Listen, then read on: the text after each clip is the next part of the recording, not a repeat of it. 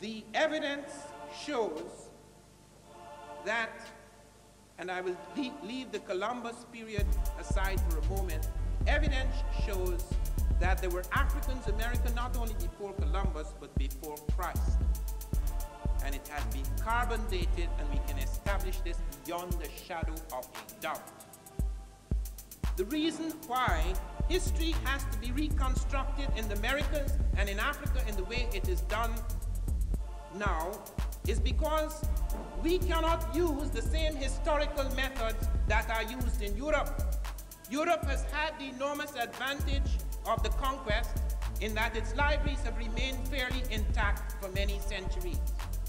Our libraries have been shattered, and it's not a question of the lack of libraries. In the Americas alone, there were thousands of books. Only 3 major American books survive, and they're not even in America. They're in Germany, they're in Spain. 3 books survive. One of them is the Popol Vuh, the Bible of the Quiche Maya. You have the Titulo Koyoi, which Jairus Boy mentions. You have other codices. These things are the few things that survive.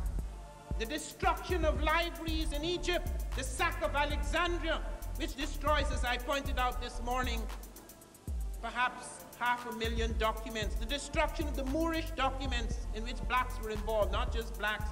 You have Arabs of different complexions and races perhaps, but you have an Arab-African thing in the Moorish domination of Europe. You have Cardinal Ximenes destroying about 84,000 manuscripts in Arabic at a time when many Africans and Arabs and even others wrote in Arabic as the language of science of the time. And Timbuktu was razed to the ground twice. So it's not just the absence of documents, but the destruction of documents.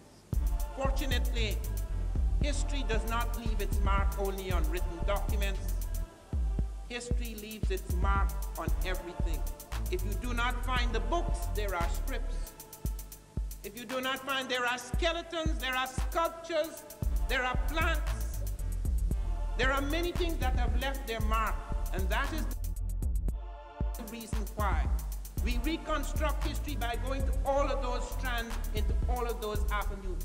It is not an historical method, it is the only valid, genuine historical method to reconstruct the fragmented history of Africa and the Americas.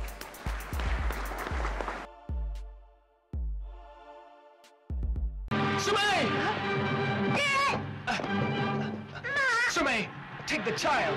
Get out of here fast. This man's a killer. No need. What do you mean? That's what you're here for. I want justice and nothing more. I want you and not them. Okay, family. So I think that little intro, I want to share that just to make sure it was clear on kind of what my intentions was or are in presenting this information.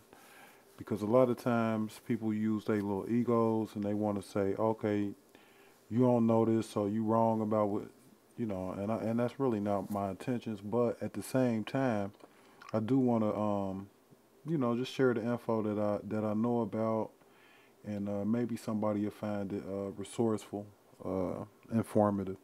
So anyway, let me dig into this presentation. Well, I wouldn't say presentation, but I'm just showing you the evidence that I want to present. So okay, so let's go here. Let's start here. And this is a Aztec statue. Yeah, I would say statue, but Aztec, and it's dated to 1300 AD, 1500 AD. So that empire, a lot of times when you see the depictions of Aztecs and Mayans, what they're showing you are depictions that I would be willing to say are after the Spaniards killed all of the men and raped the women, and so you're seeing some offspring, but you know that's what it is. So this here is like I said, an Aztec statue, and then as you see, the full lips and the full nose. And in the previous video I had put out, you know, I touched on phenotype and genotype, gave the definition of that. So I won't go over that in this one. You can kind of check the other one, but I think the phenotype is pretty obvious. So like I said, that's Aztec 1300 AD to 1500 AD. So that's right around that time that Columbus left from Spain in 1492. So this is what and the reason I think it's important to show some of these statues is because the artists, for one, you know, that's a first-hand account, but they are depicting either themselves or someone that they see. Now, sometimes in art, artists will exaggerate certain features, but to make a point, symbolic meanings and stuff like that. But I think after you look at enough of these pieces of evidence that I'm gonna present, that a lot of this isn't the case with that. You know, sometimes you'll find in Kemet where it'll be depictions where the individual may look like a giant, but that's just how the artist is translating the message that this person may have been seen as great or powerful. So, all right, anyway, like I said, that's 1300, 1500 AD. So let me go back a little further. So in this picture here is a figurine. Well, they call it a terracotta. So, and they well, hold on, let me stop before I go too far, because let me state this. Some of these pictures that you're going to see, you're going to say, well, hold on, man, how I know that you ain't just putting the African picture up here and then you trying to say that it's from Central America. So the previous picture that I showed you, let me just show you the source of that photo, because I had that prepared and I just forgot. So, all right, so you can go to the bearcatgallery.com. And that's a little place where they sell different pieces of art from around the world. But anyway, as you see, Mexico, and then 1300 AD to 1500 AD, 19 inches by 12 inches. So that's kind of sizable. So made of stone. The price is on request and located somewhere in the United States. So. All right, just to show y'all the source of that photo, so I don't want to, I just want to be accurate with it. But all right, so back to this one here. So this is considered an Olmec terracotta, and again, I'm gonna show you the source of this photo. But in the Olmecs, they can go back to 1500. Well, that's the conservative date that they give, but 1500 BC or so, up to, I guess they reigned until, I don't know, maybe about 100 AD or something like that. But anyway, the point I'm really making is just the depiction that you're looking at is the full lips and the full nose and the braided hair.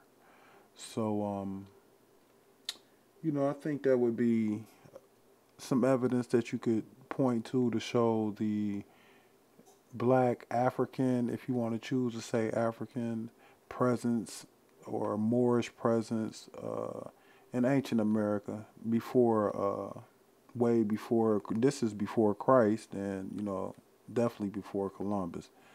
So just bringing that piece of evidence to the table. And then I think now let me, because speaking on sources and, accounts of the time and during the time of Columbus and before that, let me show y'all individual. Let me get this off this screen.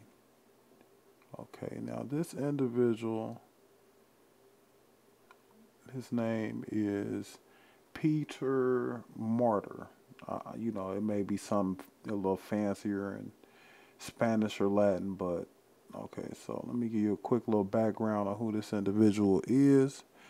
And Peter Martyr, also known Peter Martyr of Angleria, he was an Italian historian at the service of Spain during the age of exploration. He wrote the first accounts of explorations in Central and South America in a series of letters and reports grouped in the original Latin publications of 1511 to 1530 into sets of 10 chapters called Decades. His decades are of great value in the history of geography and discovery. His De Orbe Novo on the New World 1530 describes the first contacts of Europeans and Native Americans, Native American civilizations in the Caribbean and North America, as well as Mesoamerica, and includes, for example, the first European reference to India rubber. It was first translated into English in 1555 and in a full version in 1912. So that's the reason that I kind of want to show y'all this guy, because he was a historian of the time, and I also want to just go kind of right to one of the accounts that was located in those decades, as he did, termed them. So let me just show you real quick. I'm gonna attach this link just in case anybody wanna, read it or whatever. But so Peter Martyr of Angliera, I think like that's the Latin version up there. But so just showing you real quick. It's kind of lengthy, so I'm not gonna scroll through it all. But as you see, second decade, third decade. But it's located. The quote I want to show y'all is in book 2. So again, it's kind of lengthy. But I'm gonna attach it to the video. So if somebody kind of want to read it, y'all might, see something that sounds familiar to y'all, or just something that y'all might want to look into. But let me go directly to the quote that I want to show y'all. And I think I might have skipped a little ahead of what I wanted to do, but I'm going to go back and backtrack just a little bit. Alright, so now the individual was given an account in this book that I just showed you of the explorer Vazquez Balboa. And so now let me just read through this, because I don't want to take a whole bunch of time up with this, but I just kind of want to give y'all some accounts of where black folks, Negroes, Africans were mentioned, where you can find it in different spots, through, if you're somebody who interested in art, you can check some of those museums out. Somebody who may be, interested in naval history, you may be able to, look in some of these accounts. But all right, anyway, so let me go into this quote. But it says the natives, and this is September 1513. So again, remember, Columbus, he left in 1492. So, all right, it says the natives worship no other god than the sun, who is the master and alone worthy of honor. Nevertheless, they accepted instruction, and they will rapidly adopt our religion when zealous teachers come to instruct them. Their language contains nothing rough or difficult to understand, and all the words of their vocabulary may be translated and written in Latin letters, as we have already said was the case in Hispaniola. They are a warlike race and have always been troublesome neighbours. The country is neither rich in gold mines, nor does it possess fertile soil, being mountainous and arid. Because of its precipitous mountains, the temperature is cold, and the chiefs wear clothes, but the bulk of the people are content to live in a state of nature. The Spaniards found Negro slaves in this province. They only live in a region 1 day's march from Quarequa, and they are fierce and cruel. It is thought that the Negro pirates of Ethiopia established themselves after the wreck of their ships in these mountains.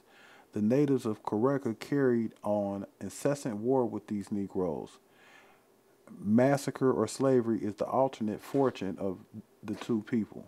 So again, that's in the third decade.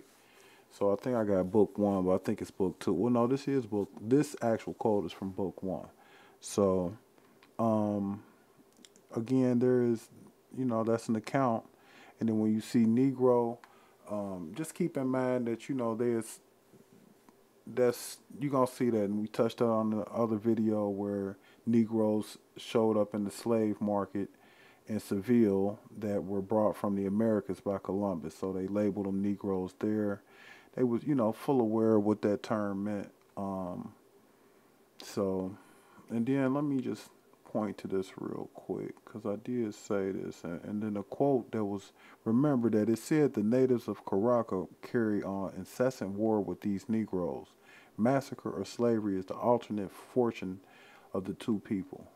So in saying that, I think some may be familiar with this image, but you know, I touched on this in an earlier presentation, and this is one of the murals located in Bonaparte, and I think the distance, you know, I can show it, but the distance between Quarequa, I think that's how you pronounce it, and Chiapas, where Bonaparte is located, I think it may be 1,000 miles or maybe a little less, but it's in the same little area. That place, Caracas, today is, I think that's the capital of, well, it's kind of really, it's like a real neighboring nation to Colombia. So, you know, it's in the same region. But just wanted to share that real quick. And let me go back because I do feel as if that I missed something that I want to share with y'all. And just, you know, just being thorough. Now, this book here,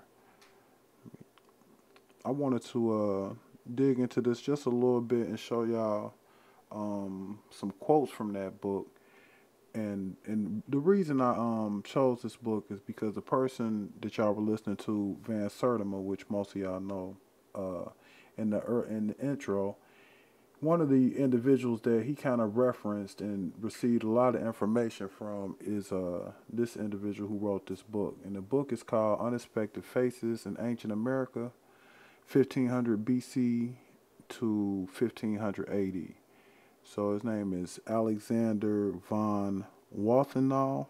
I think that's how you pronounce it. But so I just want to share a couple of quotes, and then, you know, and a couple of pictures from that book, just to kind of show, or just, you know, look a little further into some of the information that Van Sertima was referencing, and just to, you know, present the information to see if somebody or anyone would want to, you know, dispute it, see how it stands the test of time or whatever. So, all right, anyway, let me just show this real quick. This is on page 77, and I got the PDF here, and then I'll make that available for somebody who want to look at it. But again, Unexpected Faces in Ancient America, this is page 77.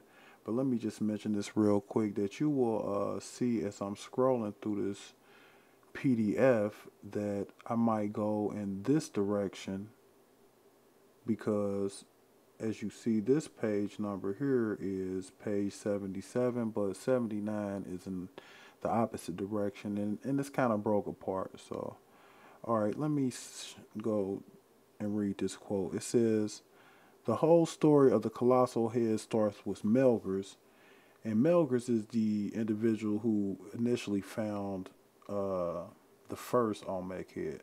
So, Melgers' two reports in the bulletins of highly respected Sociedad Mexicano de Geografía and Estadística. I may be pronouncing that wrong, which I know I am, but that's basically the Mexican Society of Geography and Statistics, I think. So the first head, for a long time, the only one that was found accidentally in 1862, is now labeled Precipitous 1. Melgers' mind, not yet tainted by certain currents of modern and perhaps not so very modern anthropology, reacted quite normally to this newly found evidence of a black man's presence in ancient America. He furthermore cites a document of Bishop Francisco Nunez Vega, 1691, who described an ancient calendar found in Chiapas that mentions 7 negritos representing the 7 planets, and in detail refers to the strange Hebrew-like naming of their 20-day calendar, in contrast to the version of the Toltecs gave the same 20 days. So now the only reason I really want to point that out is it's not necessarily about the stone head that was found, but that in Chiapas, where, you know, we were mentioning, is where those murals are located at Bonaparte, the mention of 7 negritos representing 7 planets. So, and this is an account of an ancient calendar. So I would think it would be fair to guess that they speak in BC. This Bishop Francisco Nunez. So, you know, and they describing what he saw as a negrito or a negro. So just wanted to point that out. And then it's a quote also. Let me just show the screenshot of it. And it's from the same book, but it's like page 81. So I'll just put that there. Okay, and it says, and I'm going to just read from right here.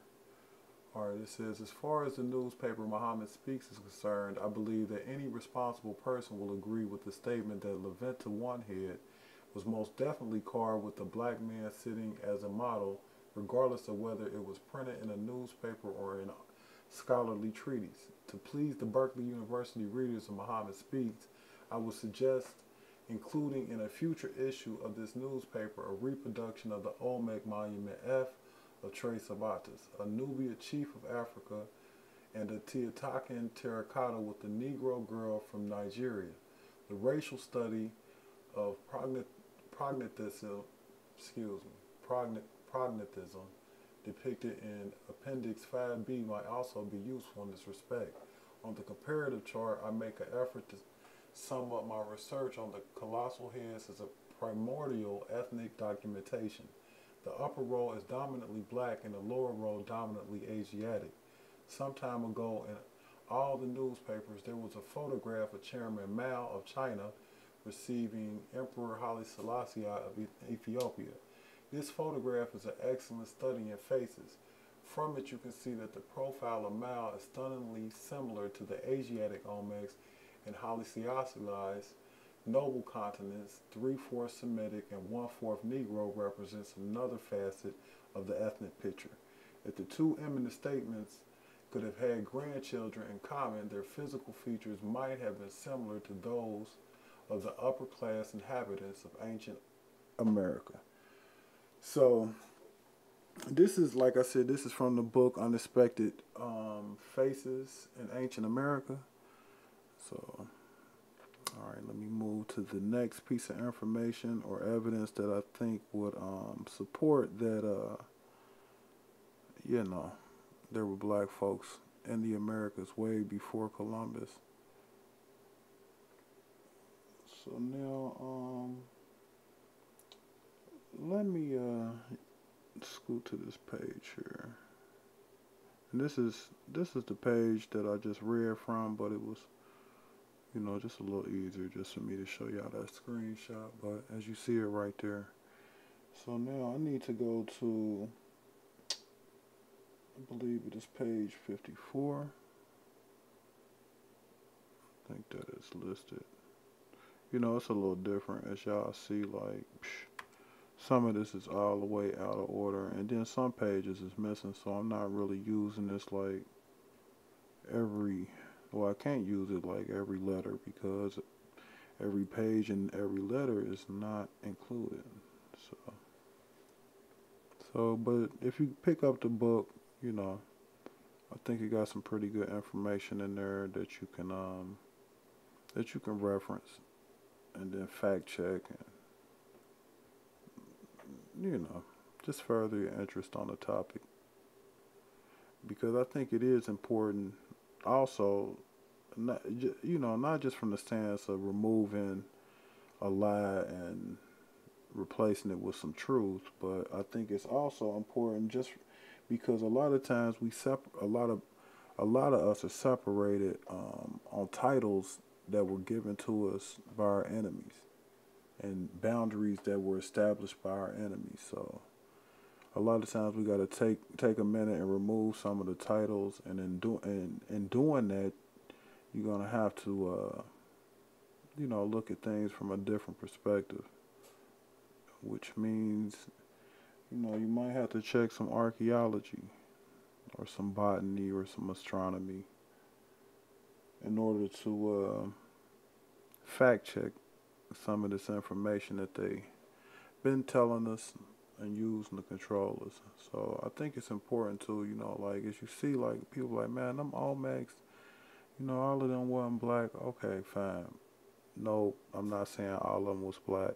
I'm saying that that part of the world, Central America, South America, North America, it was a heavy population of black folks, Africans that traveled there, um, and got there from a couple of different routes. I mean, you know, crossing the Pacific as well as the Atlantic. And I know some people like, what you mean crossing the Pacific, Africans? Well, that's because a lot of people get caught up in them titles and they don't see that Australians, native, indigenous Australians are Africans. But, you know, once they be able to step outside of some of those titles, they'll be able to see some of the similarities. So, you see where we at. Page 31. I already passed it, but I'm going to go back to it.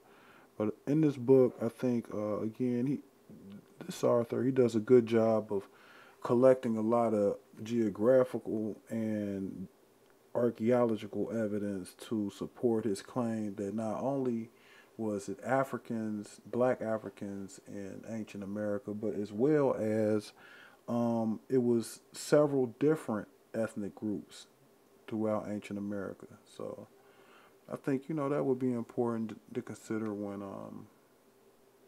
having the conversation, because a lot of times people, you know, they take one extreme stance and then they say, well, all right, yeah, it was all black people in America, because, you know, they feel as if the information that they received isn't accurate and should be questioned, which is understandable, but they, you know, they go a little bit too far with it, and they get to talking about slavery didn't happen, or, you know, now, like I said in the previous video, I can understand why somebody might say the numbers are exaggerated, or even according to history that the European slaves trade started from the Americas and went to Europe, and in that direction. I can even see that argument, but sometimes people, you know, they get to, yeah, it never happened, and it's kind of ridiculous. I hate to say that like that, but it's really not founded on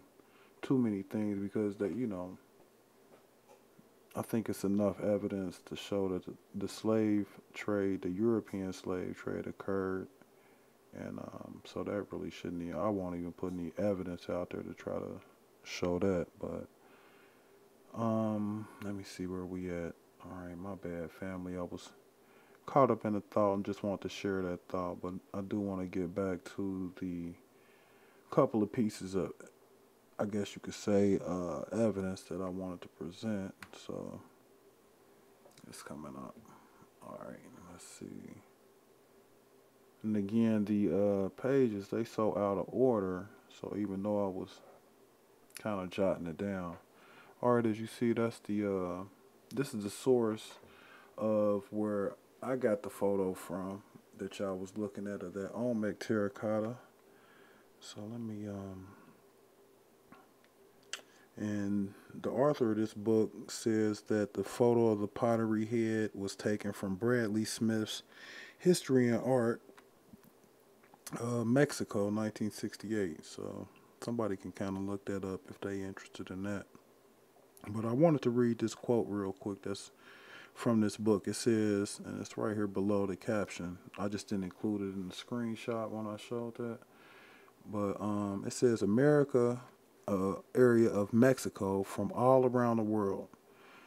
By drifting, paddling, and sailing across both the Atlantic and the Pacific on rafts and climbing mountains and crossing the Bering Strait, you will find in Mexico every shape of face, eye, and lip, every shape of head, and you will find any and every one of these shapes and faces in every grade of color from very dark to very light. The people of Mexico constitute a highly crossbred man of yesterday. He has no unique color identity. The new and second degree stage of world encircling crossbreeding is now taking place a little bit further to the north. Now, the reason I had to kind of start in the middle of that is because, like I said, this PDF, it doesn't have a full each page, so some of it's a little bit. But the point that I wanted to make, even by showing that quote, is that, you know, again, I've heard some Mexican brothers, they'll say, like, Man, no, those aren't African. It wasn't no black folks here. Those look at my uncle. He looks like, but again, don't be too close-minded and think that the information you have is 100, because I think it's enough evidence showing that it was full of different groups of people, and black Africans was one of those groups. So, all right, now I think and I'm not on even, I'm getting up to about 25, 28 minutes, so I really don't want to go too much further than that. But I got a lot of things set up just to keep continuing the conversation if somebody wanted to, ask for more information on it or dispute, the information I presented. So, matter of fact, yeah, I'm gonna wrap that up. I think that's, I won't say that's a lot, but I definitely think that, I'm showing you some pretty good evidence where the presence of black folks in ancient America is obvious. So, as that caption says, Negro boy holding up an altar with trophy heads. So, as you see that, and now you will see these depictions right alongside of some that's located on the bottom. So, of course, making the statement that Mexico, Central America was full of a bunch of different groups, making that statement, I think that would be fair, and I think history kind of is showing that to be true. So anyway, I'm gonna say the next little piece of info that I got ready for everybody for the next presentation, and I think it's pretty clear. I think it's getting clearer for some of those that stand on that side of like, nah, man, But I don't think that would be,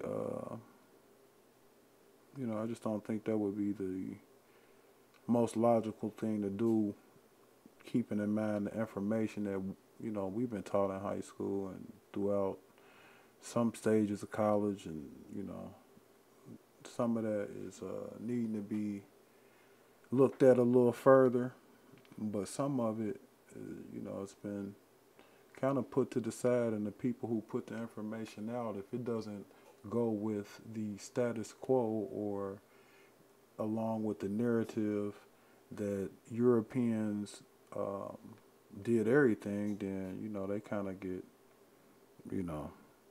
I wouldn't say crucified, but maybe so in their particular fields. You find somebody who presents some genetic evidence to support that it was black folks in the Americas way before Columbus,